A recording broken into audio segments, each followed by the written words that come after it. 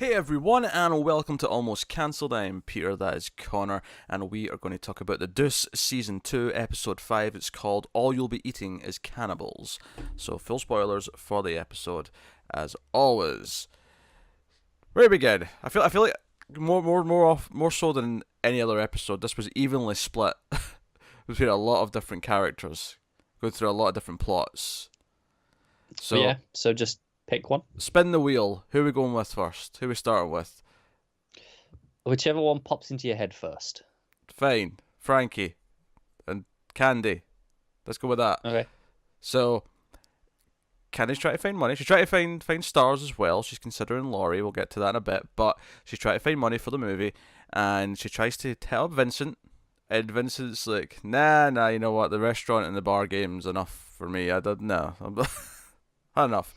But then he casually drops that Frankie just came into some money because he sold a dry cleaning place. And then he had to explain how he sold a dry cleaning place because...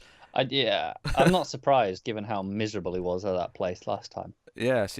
So, but just the idea that it's like, what, he had a dry cleaning place? Why did he have a dry cleaning place? You have to explain how he got it in the first place because Frankie does not own a dry cleaners. That's just not knowledge. Yeah, just don't go there. So she catches up with Frankie. And I thought this was genius. She sells it to him as a gamble, as a bet, and I thought, this is Candy. You're breaking through the barrier of his skepticism right now. Is it genius, or is it extremely manipulative to play on someone's addiction like that? It can be both. It's true. It could be both. It's genius because you know it'll work. The moral implications of it, yes, that is something that's up for debate. But it's not like he's trying to recover. It's not like he's been saying he's vocal that he wants to try and get better and get out of his addiction. No. He. So hang on. You're telling me your friend's an alcoholic and you know they're an alcoholic, but they're not actively trying to. So you're just gonna go, oh, go on, have another drink, and then you'll do what I say. That's the equivalent of what you've said there. Well, is the thing I want them to do give me 10 grand? Because if so, then I might consider it. Sure. It's not like I'm doing it just because I want that last. You want a kebab? Yeah, I want that last. I don't know. Mars bar. You want him to buy you a kebab on the way home? Hypothetically. No, I'm not losing my morals for a kebab. Come on now. What about a kebab and chips? No. You thought about that one a little bit longer though. But 10 grand, absolutely. Absolutely. It's not like Frankie's not going to go blow it anyway. Like, she knows this. She knows that he's going to blow it in like a week. Definitely is. If that. He's lost like $2,500 in that one morning. Yeah, exactly. She knows it's going to go away anyway, so she sells it to him as a gamble. This is a big bet, and even if you lose, which you might, I mean, she doesn't actually oversell it. She doesn't say, "Oh, this will definitely be a hit. You'll definitely win with this." But even if we lose, even if it doesn't make a lot of money, it'll be a good story to tell. Like you produced a movie. That's the thing. Because whether or not it's good and makes any money back is irrelevant. You'll still be able to have a movie at the end and have your name on it. Exactly. So, he goes for it. Although I think she might. I mean, this is where the genius part kind of falls away.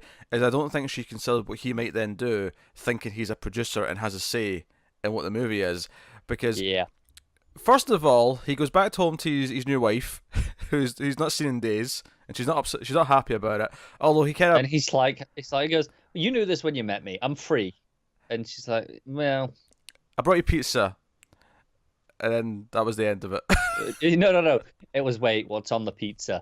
And it was anchovies and mushrooms, and then okay, we're all good. That'd be an instant divorce in my case. Don't bring me a pizza with mushrooms on it, or I'm throwing you out. Quite frankly, mushrooms are extremely amazing, especially on pizzas. No, awful, disgusting. Ruins the entire pizza. So he offers her. Well, it doesn't offer a part. She's like, "Is it a part for me? You're a producer," and he's like, "Yeah, of course, I'm in charge." And she's like, "Do I have to audition?" You just did. And I'll be, oh dear, I can't wait till he has to tell this to Candy. I can't wait. But not only that, and possibly worse, because it's one thing to get her a small part. It's one thing for Candy to just sort of give into that and go, okay, fine, you know what, you gave me 10 grand, I'll throw in I'll throw you a bone. a small part. It's another thing when he then says in front of Tommy, Big Mike and Black Frankie, who have just robbed the place. We'll get to that plot in a minute. But they're like, oh, hey, would you like to be a co-producer in a film? Now, Candy has been very clear that she doesn't want this to be mob-funded in any way. And he's standing around mob characters and saying, hey, do you want to co-produce a film with me? Yeah, this is going to go so badly. Yeah, it's good. Poor Candy. Yeah, I mean, she has that great, because the ending shot is her saying, you know, action on the first take. And you knew the baseline was going to kick in as soon as she said action. Because it's always coming. Yeah, it's always coming. But you knew that's when it was going to kick in. But, you know, it's just, you know, I feel many bumps in the road. I mean, I could see the film being finished. I mean, we'll have the premiere at the end of the season. But still, there's bumps in the road coming, and I don't see Candy being very happy with some of the things that Frankie's done. No, because we're only like halfway through the season here. Yes, many a bump is coming. Speaking of the casting, though, we have to jump over to Laurie. We'll get to her and Candy scene in a bit, but we have to go back to the start of the episode, because we obviously know that she wants to be with the producer, and they concocted this plan to try and, like, oh, I'll take some jobs, and, you know, he'll still get half pay, but he won't be allowed on set. And she came to see Cece, apparently, and Cece brings this up to Laurie and kind of floats this. And I almost, like, I knew immediately something was up when he said he was interested. Yeah, even before this, like, he's being very nice. He's like, oh, let's go out and get a meal, and not the usual place. Let's go somewhere nice. And I'm like, what's going on? Because it feels suspicious. Well, that was suspicious, but I bought that as him almost just reasserting his control. You know, look, I take you nice places. Look, I'm in charge. Look, I do nice things. You know, just kind of like keeping that. But it was when he said, "Oh, you know, I'm interested if there's money to be made." You know, and I'm like, wait a minute, this is not the CC I know. This is not the CC I know. And then he specifically brings up the not being allowed to go to set with her, and Laurie kind of, you know, bless her, tries to parrots the same line back from last episode. Yeah, well, different job, same shtick.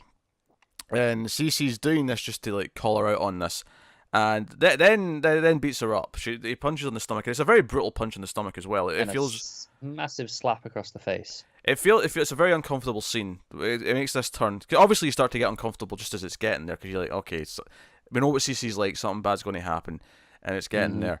But it's very uncomfortable. And later on, she's got this big black eye, and once again, I think we saw him do this last season as well, where he kind of tries to buy her off. Not because he's actually guilty per se, but just so he doesn't have to hear about it, just so that it's done. I remember talking about this last season, but he does the same thing. He buys her chocolates and booze and a puppy, and then he's quickly annoyed when she doesn't know how to take care of a puppy. He's like, I thought you loved dogs, and she's like, they're all right. Sure, in the way that everyone kind of likes dogs, but not. I've never had a dog. I take care of a dog. So immediately it has this bittersweet, vibe to it as soon as she gets the puppy. And I immediately, as soon as she pulled the dog out of the box, I was like, oh god, he's going to do something to that puppy. When he gets mad at her later for something bad's going to happen to the puppy. Oh, she was definitely thinking it already, because he goes, oh, I'll take it back. And she's like, nope, I'll keep hold of it. And you just know it's like, he's not going to take it back. He's just going to take it out of the back and shoot it. Yeah, so... No, but she goes to see Candy, and Candy basically wants her to audition for the lead role in the Big Bad Wolf, and she's like, wait, you've seen me in a bunch of stuff. Why do you have to audition? And she's like, well, I care about this movie. I want it to be good, which is almost a little insulting if you really stop and think about it. But it's like no, everything has to be up to a level of quality. I really laughed. When she comes in, we don't even see this scene, but she came from like getting permits and stuff. She was trying to get permits to shoot in, and not quite the public, but in the forest or whatever. And she gets turned down because of the content of the film. And she's like, screw it. I'm just going to shoot whatever I want. We'll just do it guerrilla style. It's fine. And Harvey's like, yeah, don't care about the budget until it runs out. Yeah, that's a smart plan. And he's there looking at holiday destinations, be like, no. I don't sunburn. I sunstroke, and I relate. Yeah. So no, actually that's the other thing. She lets Harvey's wife take a crack at the script because the guy who wrote it made it all about the wolf and not about the subversion where Red Riding Hood's kind of the empowered hero. So Yeah. she passes it off to her. I did get a chuckle out of well, there's nothing to pay you right now, and she's like, you were going to pay me? Yeah. I think you've got her on board, Candy. I think she's on board. But now back to the scene with Laurie, because this was kind of an emotional. This was like Laurie finally breaking down and admitting how she feels about Cece and how she feels about being under control from Cece, and that she really does want to break away. And it was obvious she did want to break away, but this scene really has her just have it flood, break open. She gets a little bit offended when Candy kind of says, "Hey, maybe you should make a change," as if it's that easy. Because she notices Candy lives alone. She's like, "You live alone here? Oh, it's nice. You can come and go when you want. You don't have to answer to anyone." You know. And she has this big breakdown. So that was a really good scene. Might even be the highlight of the scene of the episode in terms of acting. It probably is, yeah. Yeah, it was a proper good little outburst. So that's us bubbling over, and I think there's worries about where this could go with Cece. I think I'm worried for Laurie, and I'm also worried for Ashley, because don't get me wrong, Ashley makes a strong showing. She's with the others. They're trying to talk to about the pimps leaving this because they're next to an apartment building that's full of families, and they obviously want the pimps to go and do their shit elsewhere. And Cece shows up, and she gets distracted, and she storms over there because I thought she was going to leave. I thought she was like getting nervous and she was going to leave. I did it at first too, yeah. But she storms over there to Cece, and basically tells him, "No, being with you all that time made me strong. Like, I'm not scared of you." And I mean, obviously, she's kind of a little scared in the sense that she's having to fight to get these words out there, but she is, she's saying everything. She's going for it. Yeah. And Cece tries to talk her down, insults her, says she'll always be what she was. She's just a little runaway. You've got a big mouth in front of a group, but and then she admits that, hey, you're right. I don't want to just move you. I want to kill you. I want you buried. I want you dead. Pretty much. So, but yeah, no, I feel Cece's being pushed even more over the edge, and it's just a case of who he lashes out at first. Yeah, he's been pushed on multiple fronts as well. So I expect a bit of a I'll be kind and call it an outburst, but I'm expecting something from Cece over the course of this season. Could be pretty devastating as well. He's a pretty big character, so obviously I expect him to be a main character in season 3, but it also wouldn't shock me if he actually, by the end of the season, because of what he does, he has to go away, or he dies because of what he does, or something. It wouldn't shock me if that was at the big end of season 2, dramatic No, point. I agree. That would make sense. It would work as well. But I mean, it's kind of too early to call exactly where it's going, because especially at the pace this show moves, it's like, okay, things are still left to develop. Absolutely, it's very methodical. And that's always been to the show's benefit. The way that wasn't a criticism at all. So Cece's on the brink, and I am concerned for whoever he's around with when he finally snaps. And obviously he's snapping because he's got this ego, and because he feels that power's been taken away from him. He's kind of a dangerous animal in many ways. Pretty much. Larry, on the other hand, is going to the theater a bit more often. He's watching movies. Harvey Keitel was on the screen. Yeah. I didn't quite recognise the film. I want to guess Mean Streets, but I mean that's just a stab at. I've seen that movie, but it's been a long time, so it's just a stab in the dark. It's the right era. Harvey Keitel was in it. It was set in New York. I'm put the pieces together. It's a reasonable guess. It's a reasonable guess, but I could be wrong.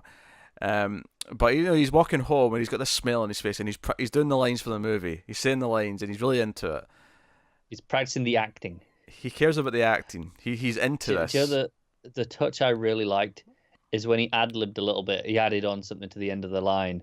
He's like, no, that's not what he said. I got to get the line right. Yeah, he added Jack. He added the word Jack at the end. Yeah. He's no, I didn't say Jack. He says it again because he does that last line 5 times. Just walking through the street like a madman, like people walking past him, like, who's he talking to? Just stops at one point and just keeps going. Yeah, but it's oddly heartwarming to see Larry really become passionate about something that isn't pimping. I don't know why. Well, that's it. As we learn, he's kind of forgetting about being a pimp. Yeah, the other girls that he has are kind of pissed at him because he's not really protecting them like he's supposed to. He's not showing them any attention. And Darlene's kind of like, well, that's between you and him. Like, that's not really to do with me. She's like, I'm good. I'm acting. You know, we're basically a little couple right now. She tries to get out of tricking still, and she's not very pleased that the guy she goes with, the regular, wants to watch one of her movies at the same time as being with her. She's not for that. No. But I think what's interesting comparing Darlene to some of the other characters, specifically Laurie, is how she's doing a very kind of soft transition, because it was almost like last season she tried to do the hard transition. You know, Abby was helping her with the books, run away, go to school. Yeah. And she's doing this gradual night school thing. She's even making friends. There's a guy who clearly wants to date her. And she kind of shoots him down, says, no, I've got a guy, so nothing like that. And she might actually want to deep down, but she's playing it very smart. She's playing it very gradual in a way where she's... Yeah, but I would say right now, her relationship with Larry, with the way Larry's evolving as well, feels almost healthy. Not quite. Almost. Yes, almost. Because he does say, no, you're still tricking, I need the money. He does still say that in this episode. Yeah, but he definitely treats her with a lot more respect than the other pimps do. And even if he did change, it wouldn't change the fact that there's a history here where of course you can't just forgive all that. But yeah, there is this evolution to their characters and their relationship that is kind of... It's very murky, it's very shades of grey, and it's hard to kind of like morally come down somewhere on it. It is. I think that's the key thing, is that Larry is actually changing. Like, undeniably, he is evolving. Whereas all the other pimps are determined to just be stuck in their ways and be, get back to how things were. Whereas Larry's not trying to do that at all. He's kind of moving on. Yeah, he's trying to do something different. It's the sort of thing where at some point, like, you could almost see a scene later where he actually just accepts that Darlene's going to go off and do her own thing. He doesn't even try and stop her because now he's an actor. Yeah, I would not be surprised if we got to a point where he's just not a pimp anymore. Yeah, I could see that. I could see him getting like shit from the other pimps when they see him for giving up the game, as it were. But but then he'll just shove wads of cash in the face, being, look, I'm earning more. Screw you. Yeah, it's it's a fascinating. I think Larry's turned into one of the most interesting characters. Larry and Darlene. Yeah, I would never have called that last season. No, I wouldn't have. I think Cece's the dangerous one, so he's like, okay, all the exciting plot's going to come from him. And it is still exciting. It's very tense whenever he's getting mad. There's a lot of suspense to what he's going to do. There's good drama there. And he's the stubborn one who's like stuck in his ways, and like bad things will come because of his toxic attitude. But Larry is turned out to be more interesting because he's evolving, because he's the character where change is actually occurring through. Yeah. And that's kind of interesting. So we had that. We mentioned the robbery with Mike and Frankie. I did love when he said, I'm going to take Frankie in this job. And Tommy's like, Frankie? It's like, Black Frankie. He's like, oh, okay, that's fine. That's fine. It's like, oh, that's all right then. I don't trust Frankie. Definitely trust Black Frankie though. He's reliable. Black Frankie's very reliable. So Big Mike gets this tidbit, this tip. It turns out his sexual orientation is not as straight as we maybe thought it was before. He gets this tip about this like private poker game gambling sort of house kind of thing. High stakes, no weapons. Yeah. Where this person works, and he gets Black Frankie, and he actually makes this okay with Rudy. He goes to Rudy and says, "Hey, do you own this? Does any of your like opposition own this? Like, am I stepping on toes by trying to rob this place?" And Rudy respects this, and he's like, "Oh no, you're not stepping me. Go for it." He's like, he's like, he goes, "Oh, does anyone you know own it?" And he's like, "No, you said it was there." I'm not entirely sure that's true. Yeah, maybe he's okay. Maybe it's opposition, so he's okay with Big Mike going for it. Yeah. But no, he's like, "Oh, do you need anything from me?" And he's like, "Oh, I could just set wheels and a driver." He's like, "Well, I'll need a cut then." And he's like, "Yeah, of course." Like, yeah, no question. Yeah, there's this odd mutual like mob boss respect sometimes I see in this show. It's oddly endearing, I guess, in the weirdest possible way. It doesn't feel like Rudy's being a dick about it. He's like, "Look, I'm happy to help you out." Yeah. And if he hadn't asked for a favor, like, for something out of him, he wasn't going to ask for a cut, I don't think. Yeah. He was just because all he was doing was okay. Because at first he's like, "Why are you coming to me with this?" Yeah. I don't care. Do what you want. But it's like, "Oh no, you're borrowing my men. I get some money," and it seems fair. Yeah. And of course there's the joke about 2 hands on the table, and the guy he puts up his other arm, and he's got a hook instead of the hand. Yeah. It's a bit of a juvenile joke, but honestly it made me chuckle, so go for it. Me too. And then Rudy's man was very unreliable. Yeah, I had to send him home. I almost got them killed when he was driving. Drunk driving, yes. But they'll split out the money. Vincent wants no part of it. Frank's like, hey, next time dial me in. And Tommy's sitting right there. He's like, don't you dare. If we were involved, we want no part of this. Not a goddamn chance. Yes. But now they got about 40 grand. They're splitting that up. And that's when Frankie's like, hey, do you want to be a co-producer in a movie? Poor Darlene. Not Darlene, so Candy. Poor Candy. But hey, so that was all cool. Again, a lot of subplots in this one. A lot more stuff with Paul. Paul in the new nightclub, the new lounge, the piano lounge. I suppose it's more not accurate. nightclub, because that was not the right word to use. He was very adamant about that. Yes, because again, they're trying to get permits as a committee meeting, and it's funny because at first there's a sort of the homophobic side of it, where some of them are like, oh no, there's going to be all these gay guys going around topless and blah blah blah. But then someone on the board's like, no, I'm a gay man, and look, that's not a problem here. We're not going to discuss that. The discussion is noise. The discussion here is opening hours, that kind of thing. Not normal. Capacity, yeah. There's definitely some in the crowd who are homophobic and are thinking of it that way. Absolutely, yeah. Like the woman who raised the question, but the board feels more impartial. Yeah. Well, the one woman gets very defensive when she thinks he was implying that she was thinking that way. Yeah. She may have been. She may be like just saving face here. Yeah, but 1 out of 5. Yeah. But he's trying to get permission. But his boyfriend's getting really pissed at him because he keeps going for the more extravagant things. He keeps ordering He's these going pretty overboard. Yeah, ridiculous things, and his boyfriend's trying to keep them afloat by not overspending, and he keeps trying to do all these other things. And we see him. I actually thought because later on, because they have this big fight about this overspending, and he's almost going to go back in after he's been away doing something, and he tells the cab guy, keep driving, go somewhere else. And I thought he was going to go to his actor friend, because I thought the scene with the actor friend in this, where they go to see his play, I thought there was some flirtations there that were maybe I did too. hintful, where it almost felt like the boyfriend felt like a third wheel, and I was like, oh, maybe this is hinting to something where we're going with this. Instead, he just goes to like more of a sort of seedy sex den and just kind of has some meaningless sex. But the point, of course, stands is that he's feeling stressed by his relationship and everything he's doing, so he's going elsewhere, which is not really good when you're about to open a place together and you've got money invested in that place from friends, and there might be mob hits happening that might happen to us. Yeah, not ideal. Yeah, a messy breakup in the middle of all that does not feel like the logical next step to add to the mix. Bit of a rough concoction. So that was all going on, and it's pretty interesting.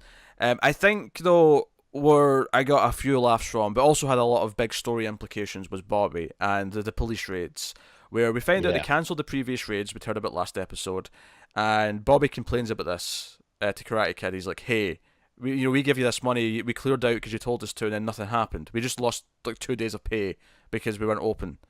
Like, what the hell? And it's like, sorry, I told you what I knew. Yeah, and we find out that the police chief cancelled the raids because they suspected that people were being tipped off.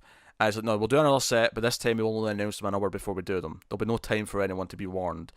But he makes Dalston, like, you're going to run this, you're going to head this up. But hey, Goldman wasn't very happy that we cancelled those raids. Go and play nice with him and make him work with us, right? So he goes to him, tells him about the raids. And it's kind of a mutual understanding where Goldman wants to get some press involved. Let's make this more public. And he's like, okay, fine. If that's okay, then fine. But you only call them an hour before, and not a second sooner. Which is fair, because that's pretty much when they're telling the rest of the cops, cops anyway. And he's like, sure, agreed. But of course, what this leads to is, yes, they actually do go in and raid the parlor, multiple parlors. But Bobby gets arrested, and he gets carted out, doesn't he? TV cameras are there, and he's ducking his head, trying not to be seen. And his wife sees it on TV, and is not very pleased. We get a wonderful dinner sequence of him. They're kind of just playing neutral in front of the kids, and then they send all the kids upstairs. And the second they're gone. Yeah, second they're gone, his wife just immediately is like, what the hell, Bobby? What the hell? And he's like, you knew I was there. Yeah, as long as I wasn't touching the girls and I was safe, You were okay with it, yeah, but you got arrested. Well, no, I am safe. That's why I'm sitting here. They posted bail like immediately. He's got a point. I mean, I'm not saying it'll end well. I'm saying his argument held up well enough for the moment. In terms of what she seemingly, we've not seen this conversation admittedly, but from the sounds of this, it seems like she agreed to these terms, and it sounds like for these terms, he's upheld that end of it. Well, some of it. Not the touching the girls not part. the touching the girls. The safe part. We know he's been touching many a girl, so I mean that part, so he's in the wrong, absolutely. But yeah, but he never actually brought that up in response to it. Like, he's like, those were the rules, and then he kind of brushes over that part. It's like doesn't acknowledge any of it. Yeah, Doesn't say, and I've not been doing that. But she's like, nah, you're on TV. Like, how teachers watch that, parents, my friends, people watch this. How are they going to look at me in public? How can I look at anyone in public? And he gets a bit angry and throws a line back at her. But yeah, it's like, hey, you bought all this shit with my money. Yeah, and then realizes he maybe crossed the line and insulted her a little bit and tries to worm his way out of it.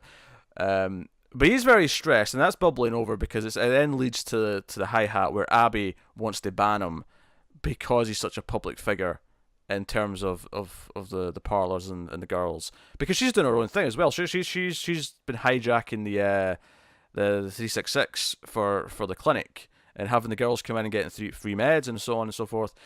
She's making this big effort. It's going really well. She's going and talking to the pimps, trying to get them moved, and she wants him gone. And basically brings up, like, what's your involvement in all this stuff because of the envelopes? And he's like, hey, those envelopes I get from the parlour are the same that you give to me as well. They all go to the same place. And she's like, what, you mean this is backed by the mob? He's like, I never implied that. I never said that. He's like, I never said that. I never even implied that. You just leapt to that. Yes, so, and of course it is, but he's playing coy. Obviously. He's playing coy. Like, deep as hell. And she wants to ban him, and he says, look, you run this place, you can ban whoever you want pretty much, but I own this place, and he's family, you don't ban family. And she walks out. And then Bobby sees this and is pissed. He's like, oh, it was an ultimatum, it was me or her. And then Vincent asks nicely, hey, can you stay away for a few days just till this cools over and I can maybe smooth some things out? And he gets so offended. I do like Bobby, he's like, she has all the pimps in it, no problem. And then, but I'm the one that she wants banning, and as far as he's concerned, like the way he sees it is, he's better than the pimps. He's like, no, I'm being safe. I treat them well, and that's true. That's how he sees it, and I suppose he does treat them well. Although it's a little bit murky because he's also kind of out for himself. We see that he's getting himself into a lot of relationships. There's definitely yeah. There's a lot of corruption compared to how the pimps are treating the girls. Abby's thing here is, I think she's in the right in that she doesn't want to be associated with the parlours. And she didn't realise that she was as connected to them just by being at the bar as she was. And the pimps come in, just let the girls come in and get drinks. And that's kind of always been a thing. Joe, how I'd look at this actually. I'd look at this as saying, it's not so much that she is being hypocritical in the sense that she's okay with the pimps being there. I don't think she is okay with the pimps being there. I think this is a case of she thinks she has enough power to get rid of Bobby. I don't think she thinks she's got enough power to get rid of the pimps. So she's picking her fight here because she thinks she can achieve it. Whereas the pimps are arguably more dangerous. They're arguably, maybe she doesn't feel that she has the force to get rid of them, that kind of thing. This is almost like the sub boss that she feels that she's strong enough to fight, if you will. Bobby the sub boss. Bobby the sub boss. Yes, I think that's how I'm thinking of it now. Actually. Because as much as he's kind of right that she does have all the pimps in there, I don't think she likes that the pimps are in there. I think she hates it. And she just... That's fair, but she's always, tolerated it well enough. And like I say, I don't think she's happy about it. I'm not saying that. Oh, she's definitely not. She hates it. It's also a bit more personal, I think, based on what just happened with the girl dying, based on the fact that she knows Bobby a bit better because it's Vincent's brother-in-law. Yeah, bit more of a closer relationship. I think... arguably, there's a little bit of more fuel, a bit more heat on the hate, I guess. So fair enough. But yeah, so I think that's bubbling over. We'll see how that goes. Where else did we have? We had a few different little things. Obviously, yeah, we had Shay and Irene. Irene gets her out of rehab, and she's going to go back to Rodney. And Irene's like, "Hey, now come live with me. you're going to be on stuff again in 10 minutes, because of what he's going to put you through. And she basically goes and hides at Irene's place because Rodney comes around the place later on, the workplace, asking about her, and Irene just kind of plays dumb. But Irene makes a move. Irene is attracted to her, and there's kind of a weird conversation about this. It's like, oh wait, are you even into girls? You're being one. It's like, oh, you're technically for work. I guess I'm into it. Yeah, like sure. Yeah, this is another one where kind of what I was saying with Candy and Frankie. I feel like the same thing here from Irene. It's like maybe not the most appropriate time. Absolutely, feels a bit like, okay, at our most vulnerable, let's go now. Yeah, because like when you're going, hey, you can stay at mine, but it almost feels like this is the condition. It's not what she's actually saying at all, but I can see why Shay might maybe pick up on that given how she is, with Rodney. Yeah, I don't think Irene has nefarious intentions when she makes that offer. I think she cares about Shay, makes the offer out of that care, but I would agree that, again, I don't think she's doing anything malicious or not intentionally, but I think yes, the choosing the time she chooses to make a move and tries to proposition her like this feels a little bit like, no, she's right now you're her savior. You're also her place to live, to stay away from her abusive pimp. You're like, right now she has very little choice but to just kind of go along with whatever. Now, admittedly, Irene kind of says, okay, I mean, I think she should have went one step further and said, hey, look, like, this is not a condition, you could stay here, this is not, like, she could have made it clear that, hey, this is not this is not related in any way to you getting a place to stay here or me looking after you.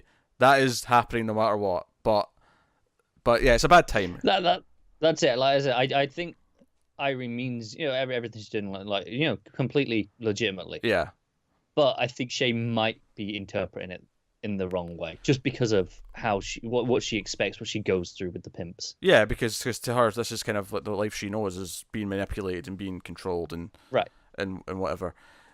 So we'll see. So I mean, she has another story I could see ending very badly, depending on how it goes. I can see Irene being kind of heartbroken here. Because, if Shay's kind of like, okay, it's the same kind of deal as with Rodney. It's like, yeah, okay, I got to have sex to stay here. So maybe she's not really into Irene in the same way that Irene is. And she never will be, but she'll just kind of go along with it. And Irene will probably maybe not realize until it's too late. Yeah, she'll realize that eventually, then it'll crush her. Or she'll go back to Rodney and that'll crush her. There's lots of avenues to be crushed here. There is, yeah. Absolutely. So, I really need to sneeze. Right, if we missed any characters, at the end of every episode we do this, we run down the list. You got to do the checklist. Got to do a checklist. There's Vincent, Frankie, Caddy, Darlene, Larry, Cece, Laurie, Darby, Ashley, yes, Harvey, Goldman, Alston, everyone. I think that might be everyone. I think we did it. I think that's everyone. Yeah, this episode was solid. It advanced a lot of plots. I think Larry's stuff in particular was a really good sort of advancement in his side of things. Yeah, it's kind of delightful to watch. Good tension from the CC stuff. A lot of character development. And it moved everything kind of forward. It's one of these episodes where I don't think it'll feel like a standout later on, when you think of the biggest moments of the season, but. Yeah, I think the only moments that'll really be like, oh, that'll stick around is probably the CC stuff at the start and Laurie's speech to Candy. Yeah. So no, but very little to complain about. The show, as per usual, is on top form. With it's pretty great. Great moments of acting. I think Ashley sticking up to Cece was a good moment of acting. Laurie, of course, we mentioned. Is exceptionally good. So it feels like there was almost a little compliment to the acting in that of like, look how good we are. Like, we know we've got good actors, because Candy started smirking. She's like, oh yeah, that was almost like exactly the thing I needed for the part. She's like, oh, that wasn't acting. She's like, I know, no one that we know is that good, except all of us on this show. Yeah, exactly. That's what it felt like. It almost felt like, look, we're all this good. And I mean, hey, when you're that good, you get to say those things. That's fair. So no, that is the Deuce episode 5 of season 2. We'll be back next week with episode 6. Worth mentioning though, I'll be reviewing episode 6 solo because Car's on vacation, but he'll be back for episode 7 the week after. So Yes. look forward to both those episodes. But that is us. So let us know what you thought of this one in the comments, like and subscribe and all that stuff. Get us on the Twitters at mailed_fuzz for channel updates. If you want to support the channel, head over to patreon.com/mailedfuzztv and you can support us over there for as little as $1 per month. But that is us. So thank you once again. Keep watching TV, guys. Have you got any vanilla?